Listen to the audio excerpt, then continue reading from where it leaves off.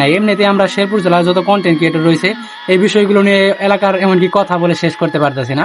কারণ আপনারা যারা আমাদের ভিডিও দেখেন দেবেন যে মানে শেরপুর জেলার যে কন্টেন্ট ক্রিয়েটরদের যে সংঘর্ষগুলো হয়েছে এই বিষয়গুলো নিয়ে কথা বলা একদম শেষ করতে পারি না। সেই কারণে সোশ্যাল মিডিয়াতে দেখলাম এরকম একটা ঘটনা, এই ঘটনা নিয়ে আসলে কথা বলতে বাধ্য হলাম। দর্শক ভালোবাসি আপনার জন্য আজ আমি শেরপুর আসলাম। তো এই মুহূর্তে একটা কন্টেন্ট করতে চলে আসলাম, আপনারা অবশ্যই দেখতে পাচ্ছেন সোশ্যাল মিডিয়াতে সবচেয়ে বড় একটা আলোচনা হচ্ছে, আপনারা দেখতেছেন অনেকেই।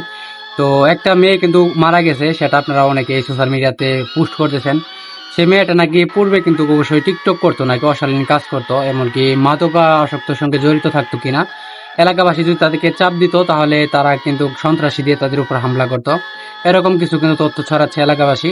আর সেখানে একটা মেয়ে মারা গেছে, যেহেতু অশালীন কাজই করুক তাকে দাফন তো করা উচিত আপনাদের বা প্রয়োজন, কিন্তু সেখানে কবরস্থানে অবশ্যই বাতা দিচ্ছে এলাকাবাসী।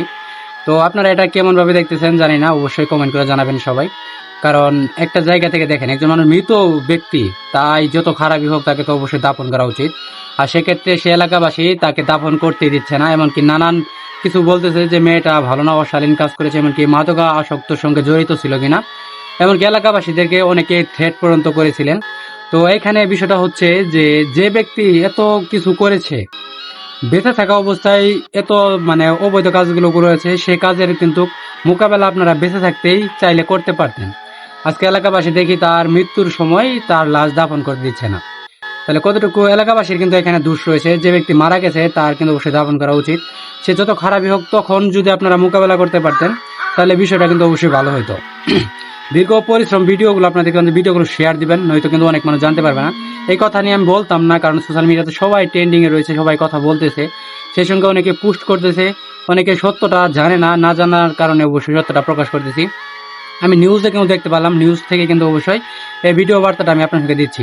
কারণ অনেকে কমেন্ট করতেছে যে সে এলাকার মানুষজন আগে কই ছিল, মানে আগে যখন অশালীন কাজ করেছে বেঁচে থাকা অবস্থায় তাকে তো কিছু মানে থামাতে পারে নাই, এখন সে মারা গেছে তার লাশ নাকি দাফন করতে দিবে না। এমনকি নানান তথ্য ছড়াচ্ছে এলাকাবাসী যে তারা নাকি মাদকাসক্ত, এমনকি মাদক বিক্রি করতেন, এগুলার কাজের সঙ্গে নাকি জড়িত ছিল, এমনকি তার পরিবারে অনেকে জড়িত ছিল কিনা। আসলে বেঁচে থাকা অবস্থায় তার সঙ্গে মোকাবেলা করলে করতে পারতেন, কিন্তু সে জায়গায় দেখেন সে ব্যক্তি মারা গেছে, মারা যাওয়ার পর তাকে নিয়ে নানান গুজব ছড়াচ্ছে, এমনকি নানান মানে নির্যাতন চলতেছে তার পরিবারের সঙ্গে। এমনিতেই সেই পরিবারটার অবস্থান খারাপ, কারণ যে পরিবারের অবশ্যই লোকটি মারা গেছে, মেয়েটি মারা গেছে, তার পরিবারের অবস্থান কিন্তু অবশ্যই ভালো না, সিচুয়েশন কিন্তু অস্বাভাবিক। তো আপনারা আসলে এলাকাবাসী যারা রয়েছেন, যারা ভালো কাজ করে না, যারা খারাপ কাজ করে, তাদেরকে বেঁচে থাকতেই অবশ্যই আপনাদের মানে যতটুকু ক্ষমতা রয়েছে কাজ করবেন। এমনকি সেই ব্যক্তি মারা গেলে যত খারাপই হোক, সে ব্যক্তির লাশটা আপনারা দাপন না করে যদি এরকম কিছু করেন, সেই এলাকার কারণে কিন্তু আপনাদের অবশ্যই মানহানি হবে, এমনকি সম্মানহানি হবে। তো যারা আমাদের ভিডিও দেখেন, কন্টেন্ট দেখেন, আপনাদের মতামতগুলো অবশ্যই কমেন্ট বক্সে অবশ্যই কমেন্ট করবেন। আমি কিন্তু এই বিষয় নিয়ে কথা বলার মতো কোনো নাই। এমনিতে আমরা শেরপুর জেলার যত কন্টেন্ট ক্রিয়েটর রয়েছে এই বিষয়গুলো নিয়ে এলাকার এমনকি কথা বলে শেষ করতে পারতেছি না।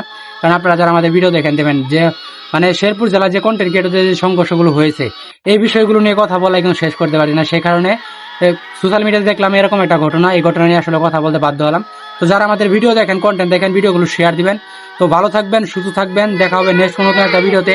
আজকের মধ্যে এখানে বিদায়, আল্লাহ হাফেজ।